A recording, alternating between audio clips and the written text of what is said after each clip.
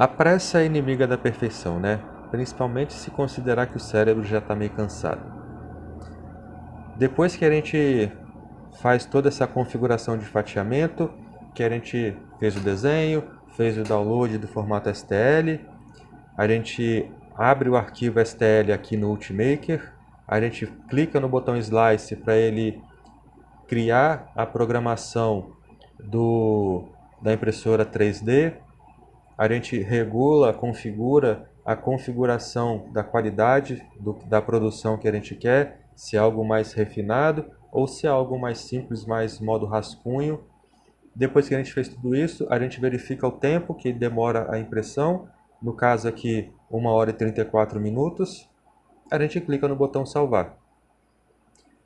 Tem um modelo de impressora que a gente tem que gravar no cartão de memória e tem um outro modelo de impressora que a gente envia pela rede para fazer a impressão. Nesse caso aqui, vamos fazer de conta que a gente grava no cartão de memória para colocar na impressora. É só clicar aqui no botãozinho Save to Disk. A gente escolhe o formato do arquivo, o tipo do arquivo, que é esse G-Code file aqui. Daqui a pouco eu mostro para vocês o conteúdo dele, como eu disse, é só por curiosidade. Deixa eu apagar essa partezinha inicial aqui. Salvar na... Opa, já ia apontar o dedo. Deixa eu apontar o dedo. Deixa eu salvar na pasta Downloads. O cérebro está cansado. Salvou o arquivo. Deixa eu vir aqui embaixo. Eu tenho o meu arquivo original STL, que eu fiz o download do SketchUp, e tenho o arquivo G-Code que foi gerado pelo Ultimaker. Agora é só mostrar para vocês aqui para finalizar.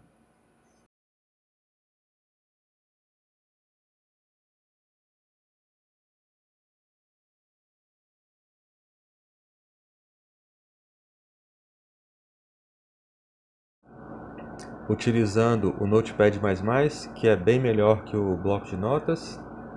Esse é o arquivo G-Code, que é o arquivo criado pelo Ultimaker para ser utilizado pela impressora 3D para produzir o nosso componente de plástico de pipoca. Só para dar uma olhada aqui nesse arquivo, deixa eu descer aqui um pouquinho, pronto, aqui tá bom.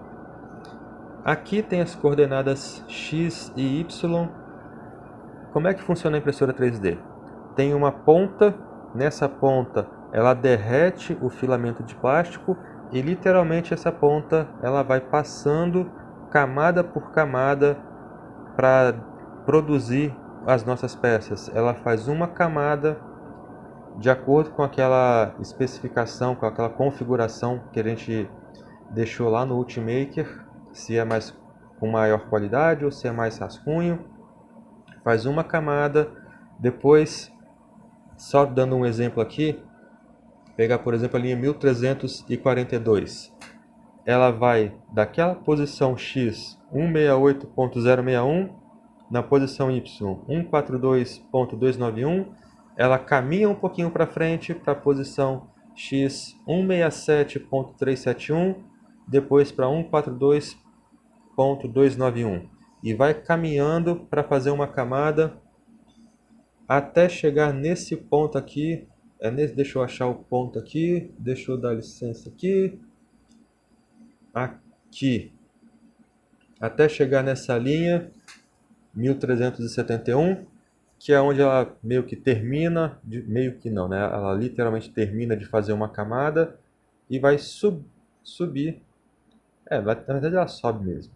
Sobe para a camada superior para fazer mais uma camada e aí vai passando em vários pontos, deixando o plástico derretido em vários pontos e depois sobe para a terceira camada e faz todo o desenho da terceira camada e sobe para a quarta camada e faz todo o desenho da quarta camada e sobe para a quinta camada e faz todo o desenho da quinta camada e vai camada por camada construindo a nossa pecinha 3D aqui. Deixa eu dar um zoom aqui. Esse botão Preview, ele é bem legalzinho. Aqui. Ele mostra pra gente Deixa eu descer. Ó, aqui do lado direito, esse número 167, ele indica que o nosso projeto ele possui 167 camadas de plástico derretido que é utilizado para produzir todos esses componentes aí.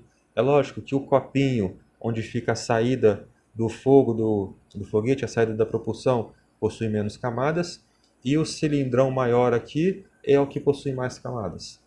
Então deixa eu descer aqui essa altura do 167. O primeiro a perder o topo será o cilindrão. Ó, ele já está perdendo ali. Deixa eu descer mais um pouco. Depois o outro cilindro ali atrás. Agora a ogiva, a ponta do foguete. Pronto, aqui já está. Deixa eu descer mais um pouquinho. Mostrar o interior de todo mundo ali. Até chegar naquele... Isso, pronto. Aqui tá bom. Deixa eu aproximar aqui mais um pouquinho. Pronto. Isso aqui é só para mostrar para vocês mais ou menos toda essa movimentação da impressora 3D. Essa parte em vermelho é plástico que é utilizado. O que está em verde também é plástico que será colocado.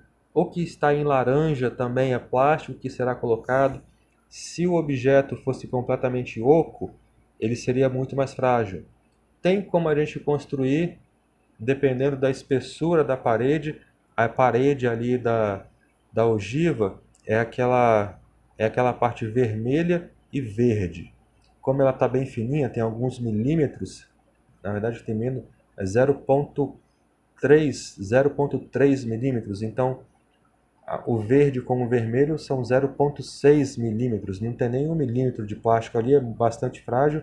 Então o próprio Ultimaker ele já coloca, desculpa, ele já coloca aquela quantidade de laranja ali, aquela quantidade de laranja não, aquelas paredes laranja ali para fortalecer o objeto para ele não ficar muito frágil. Então o vermelho é plástico, o verde é plástico, o laranja é plástico, no fundo e no topo, onde tem o amarelo, também é plástico, e aquele verdezinho clarinho, azulzinho clarinho, também é plástico, e é para apoiar a base quando está criando, quando está produzindo o nosso componente, a nossa pecinha. Então, tudo isso aí é aquele XY caminhando ali naquele arquivo G-Code que é gerado pelo Ultimaker e é utilizado pela impressora e fica tudo salvo aqui nesse arquivo foguetespacial.gcode. A gente pega esse arquivinho, grava no cartão de memória e coloca numa das impressoras. Ou a gente pega esse arquivo e envia pela rede. E no caso da impressora que a gente grava no cartãozinho, a gente coloca o cartão na impressora e configura ali a impressora para escolher o arquivo certinho, aperta o botão e começa, quer dizer, não começa a imprimir, ela tem uma etapa que ela vai posicionar a plataforma, vai esquentar o cabeçote ali para derreter o plástico e aí começa a imprimir. Demora um minutinho, dois, até começar a imprimir e até começar a produzir o nosso componente de plástico. E o processo todo, nesse caso desse componente, é 1 hora e 34 minutos. No outro modelo de impressora, que é via rede, a gente envia pela rede para a impressora e na impressora já chega ali e a gente já pode... Eu não lembro se aperta um botão ou se logo depois que chega imprime, mas é detalhezinho, a gente vê depois. Mas aí também chega na impressora, ela começa a produzir, quer dizer, ela esquenta o cabeçote para começar depois a derreter o plástico para produzir a nossa peça. E meu cérebro já foi para o espaço, já derreteu também, e é melhor encerrar isso tudo, juntar os vídeos e finalmente conseguir concluir essas gravações. Beleza? A gente se vê então durante a semana aí pelos corredores e na sexta-feira lá no Laboratório 7A. Para a gente começar a programar em Arduino de uma maneira mais tranquila, fazendo exercícios. A gente tem alguns projetinhos para fazer, para aprender. Depois a gente vai aprender um pouquinho de eletrônica, para continhas mais simples para poder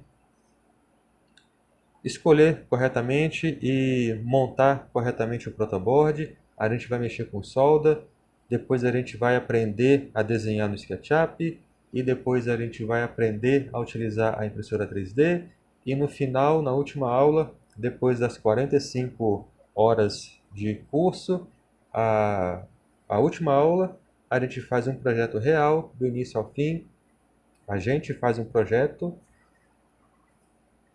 para construir tudo, algo que vocês escolherão, algo que dê para ser feito não nas 3 horas, até porque várias pessoas farão, mas um projeto mais simples, para que vocês construam as peças, consigam montar alguma coisa e realmente utilizar os conhecimentos que foram aprendidos durante o curso. Mas para vocês poderem fazer na prática algo que saia da cabeça de vocês e que literalmente materialize na frente de vocês. É isso aí, beleza? Até a próxima.